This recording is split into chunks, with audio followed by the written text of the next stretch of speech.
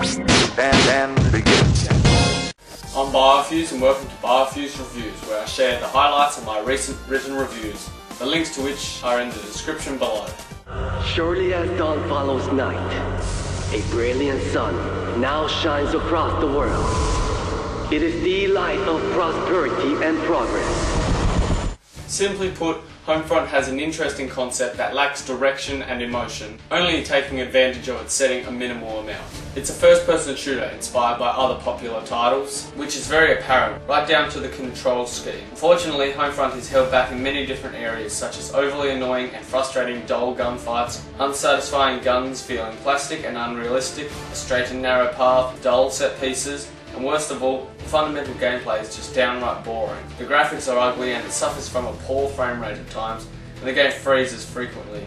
While there is some nice lighting, the tree and grass textures are some of the worst seen as of late. Some geometry just doesn't even want to load, even with the long loading screens.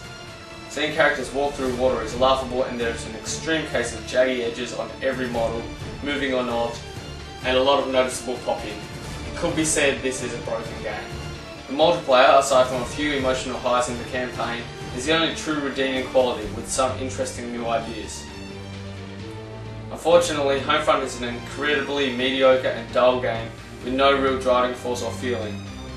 Its only features that pop out of the overly saturated modern military first-person shooter market are its somewhat original multiplayer features.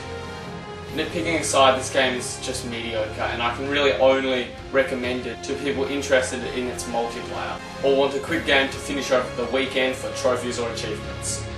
It's not that Homefront is overly terrible, it's just plain, and its flaws stick out so much when there are so little highs to cover it.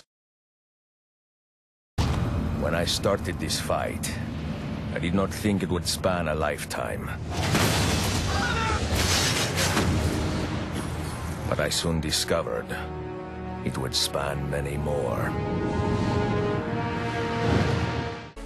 If it ain't broke, don't fix it is the first thing that comes to mind when playing Assassin's Creed Revelations, as not only are its fundamentals and core gameplay almost identical to that of the previous games, the structure of the story draws parallels, but unfortunately the story itself isn't quite up to par.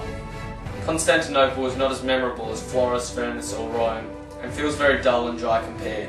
While there is a good flow of storytelling and a good variety of story missions and locations, it's not as memorable as Assassin's Creed 2 or Brotherhood, nor as exciting, and the game fails to offer a satisfying conclusion in respects to Desmond's plot.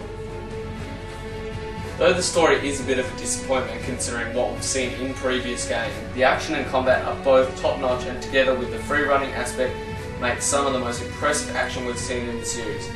The game has excellent pacing and amazing set pieces inspired by other popular titles which are really fun to play. In between sequences are playable missions pulling you into the past as Altair, Master Assassin. These missions are fun and once again offer more variety to the story and gameplay. The city itself is very authentic and immersive, with a lot of respect and effort put in to create it, though that's something we have come to expect from the Assassin's Creed games, so it's not as impressive. Assassin's Creed Revelations is a strong step in the right direction in terms of story pacing, mission variety and awesome cinematic set pieces, but unfortunately lacks in story.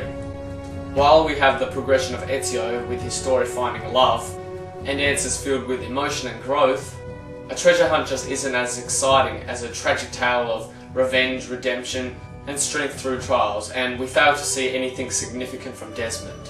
Slightly disappointing, but gives that fix for Assassin's Creed fans who either want to explore more beautiful cities employing RPG elements to gain influence, or just want to live out the final adventures of Ezio.